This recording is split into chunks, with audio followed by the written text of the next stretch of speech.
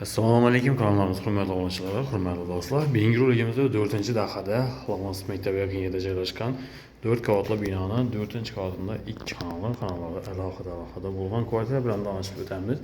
Podyezdlar ham akkuratni ekan, yurtdo'lasi ajoyib kvartira, remont talab ekan. Kvartiramiz degandan beri prixojiy zonasi 2 xonadan iborat. Chap tarafda bu yerda spalnya qismi, bu yerda hojatxona, yuvishxona, oshxona va verandasi joylashgan. Bu yerda esa yani zali, gostinisi. Birinchi chetdan tanishtirib boramiz. Bu yerda suv, svet, gazdan muammosi yo'q. Birimiz 3x4 razmerda ishgan spalnya qismi. Aynalar yog'och ayna, eshiklar ham yog'och eshiklar. Qo'lni remont qilinadi azizlar. Tarafimiz hojatxonasi, eshiklar yog'och eshik. Unitazlarni o'zgartirgan ekanlar. Remont qiladan. Mestasi zo'r, glavniy ajoyib mestada. 4-dahada Lavons maktabi yaqin. Birimiz 3,5-60 razmerda.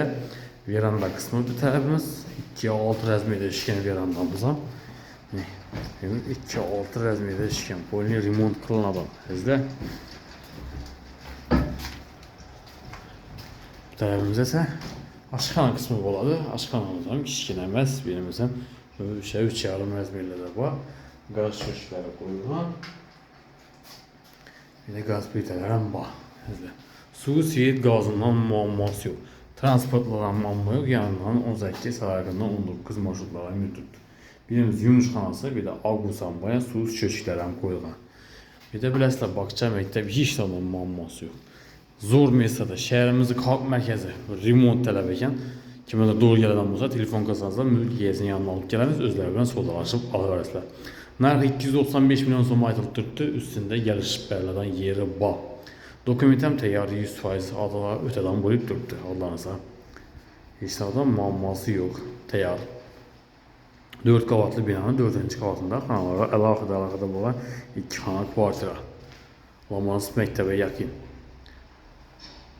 Kanalimizga yangilar bo'lsa, videolarimizni like bosib, obuna bo'lib qo'ysanizlar, kanalimizga sizlar qo'ldan kelgancha arzon narxdagi xonadonlarni taqdim qilamiz. Hammaga sog'lik, omonlik tilaymiz. Keyingi roliklarimizga ko'rishguncha xayrlab qolamiz.